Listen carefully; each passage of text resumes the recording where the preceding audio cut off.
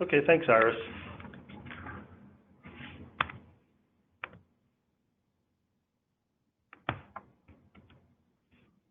There we go.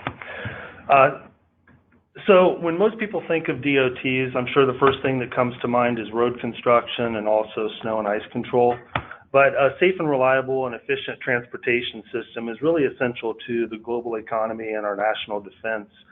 Educators rely on DOTs to transport kids to and from school, and the sick and elderly also rely on DOTs to get them to doctor's appointments. So Ohio has the 4th largest interstate system in the country, the 2nd largest inventory of bridges, and the 6th highest volume of vehicle miles traveled. ODOT manages 19,000 miles of roadsides, which is the equivalent of traveling from New York to Los Angeles 6 times. And we also manage 260,000 acres. And because of our location, we're less than a day's drive to 60% of the US and Canadian populations. Based on the number of employees that ODOT has working on Ohio's roads and the number of available work hours per week, each one of our highway technicians is really responsible for the maintenance of 12 miles of roadway, and that includes the pavement, the bridges, the drainage, and all those different things. ODOT is focused on maintenance and repairs from the center of the road out, and that leaves little time at the end of the day for vegetation management and aesthetics. So we are currently preparing our application to enroll in the CCA, and as part of that, we've agreed to conserve 20,800 acres for the next 50 years. The top 3 things we're doing are reducing mowing using targeted herbicide applications to control our 31 noxious and 38 invasive weed and woody species, and also establish 125 new acres of pollinator habitat each year. The CCAA has already been a game changer for ODOT. We broke a culture of mowing up to 10 times per year that we've had for nearly 50 years. We're focusing instead on targeted herbicide instead of letting contracts where we spray broadleaf and herbicides from fence to fence. And we've also so far developed 1,200 acres of high-value pollinator habitats. So when you think about a roadway, you have to think in zones. So there are 4 zones. Essentially, the first zone is the road surface. Zone 2 we call the clear zone, and that's not really included in what we're doing with the CCAA. Zone 3 is essentially from the ditch to the right-of-way fence. And beginning last year, we went from, as I said, mowing at least 4 times up to 10 times per year on that back slope to mowing just once per year. And just in doing that, we were able to save taxpayers $2.2 million. So as I said, we have 260,000 acres under our purview. We are going to adopt 8% of those, and to the right you'll see some blue shaded areas. Those are our metropolitan areas, our urban areas. We are not including those as adopted acres, but we are enrolling them. And we're also, because of Ohio's revised code, we have to maintain the medians and 30 feet from the edge of pavement. So again, when we're talking about the CCAA and how that relates to ODOT, it'll be that zone 3 or the 30 or beyond 30 feet from the edge of pavement. I'm going to cover really the top 3 conservation measures that ODOT will adopt, beginning with our mowing reduction plan. As I said, we launched that in the middle of last year. By doing that, we created 80,000 acres of suitable habitat. Mowing is really, at the end of the day, used to maintain the clear zone, make sure there's a recovery zone and line of sight, reduce the potential from wildfires as people throw cigarettes out their window, control undesirable non-native vegetation, but really it's to buy us time until we can apply fall herbicides. And we all know now that mowing at the wrong time of year can directly kill pollinators as well as impact their food and shelter resources. And it also can spread noxious weeds down the road. We've adopted the mowing guidelines put out by Monarch Joint Venture. We've really drawn a dividing line of Interstate 70, which goes through the middle of Ohio. And We've successfully issued our mowing guidelines, and they have been adopted statewide. I'm not going to say that this has been an easy process. There's been quite a few problems that we needed to address, but generally speaking, it was widely adopted and accepted. And we had a 2-year rollout. We were going to do just the 2 lanes in the rural areas last year, and then fully implement our mowing guidelines this year on the 4 lanes and 4-lane lookalikes. But all the managers just agreed, let's go ahead and get started last year, and that's how we got to that 80,000 acres and the $2.2 million. One thing we're trying to point out to all of our highway technicians as well as our contract mowers is that if you focus on winter mowing, you essentially have between 5.5 and 7 months during the winter to mow. Tractors are heated and the ground is frozen, so you're able to do a lot of mowing through the winter months when the vegetation is dormant and the Monarch is not present. The second is targeted herbicide application on those 31 noxious invasive weeds that I had talked about. ODOT is, by Ohio Revised Code, required to control noxious weeds, invasive weeds, just based on what I told you earlier on our available hours, and roadside being really the last priority. We want to focus on identification, because you don't know how to treat something if you don't know what you're looking at. And so the picture there to the right and above was a class that we had 2 weeks ago out in the field.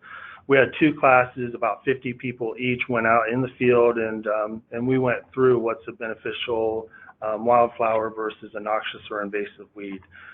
So identifying the problem areas is really the initial step in controlling undesirable vegetation. We're also asking them to download different apps so they're able to identify stands of noxious weeds or invasive weeds that they can come back to in the fall and treat. After the site's been fully established, we think over time that the level of effort for targeted herbicide will reduce, and so should costs. When we're talking about a restoration site on ODOT right-of-way, we talk about, a 3-year establishment period, and we focus so much on site preparation because we had a wildflower program back in the 90s that failed because we didn't control the weed pressure before we started planting. So we do a fall and a spring herbicide application. We plant annuals and grasses the first year. That first spring, do 2 mowings through the summer that first year, and then that following winter we broadcast seed the high value forbs, and then again the next year we'll use targeted herbicide, and finally do 2 more mowings, and the site will be fully established. We have a base mix of 22 different species. Those are not all of them. The 3 little blue stem side oats and switchgrass are some of the native grasses. We cover all the 3 bloom periods, and we also do a mix of about 40% native grasses for structure. As I said, we've been busy establishing these restoration sites around the state. We currently have 1,200 acres in development, 120 sites in 57 of our 88 counties. We want to have at least 1 pollinator project in each of our 88 counties by 2022, and the pace we've been going and the interest from the county managers tells me that we'll easily meet that goal. So we focus on highway interchanges and linear roadside plantings, also our rest areas and our ODOT garages. We have a brownfield to blooms program, and we also focus on retired rest areas and way stations. Anywhere that we can take the work off of our county manager's plate, put into conservation, will save us dollars and time over time. This is an example of an ideal pollinator habitat site. We would focus just on the flat area of this interchange. We estimate that it would take a half day for a highway technician to be out there mowing those 4 infields. It's about $400 per acre for us to do a restoration project. That's the herbicide and the seed. And as again, over time, once this is established, we can essentially walk away and we can focus on the center line out, which is what we need to be doing. We do have some sites from our wildflower program back in the 90s that already have some beneficial native wildflowers. Just by removing those cool season grasses and top seeding or enhancing those sites, we can add those to our acres that we've adopted. I'm going to show you some examples of projects that we've done. So 2 years ago, we did site preparation on southern Ohio. We have a site there. You can see in year 2 how it really became well established. We have at least one garage in all 88 counties and most of the urban areas. We do have multiple garages. This was a 3-acre site that we partnered with the National Wild Turkey Federation. We gave them 3 acres in the back of our garage, and they provided the labor, equipment, and materials to do that for us. We're using our welcome centers. We have 4 gateways to Ohio, and you can see on the left that field was just being mowed by caretakers. We installed this demonstration garden, and interestingly, our landscaper who's out there gets hugs from the public. They think this is great, and they really appreciate it, and they're learning a lot from it too. This is another rest area. We were just out there mowing around those picnic tables, and we turned it into a pollinator habitat, one that we don't have to maintain now. And these are just other examples of pollinator projects that we've done around the state. Now, you will notice in the center and the bottom some cosmos. I said that we use, the native perennials. That first year, we will use annuals for some color during the transition. So finally, as I said, the CCAA has really been a game changer for us because it's essentially institutionalized our integrated roadside vegetation management practices. It's saving us money, and it's allowing us to do the work on the center of the road out, which is, again, what our priority is. We know that failure is not an option. This site was unfortunately taken over, and so we have eyes on all of our sites, and we're working with our partners at the Department of Natural Resources and conservation groups and other biologists who are helping us do stand evaluations at least once a year so we can keep eyes and find any problems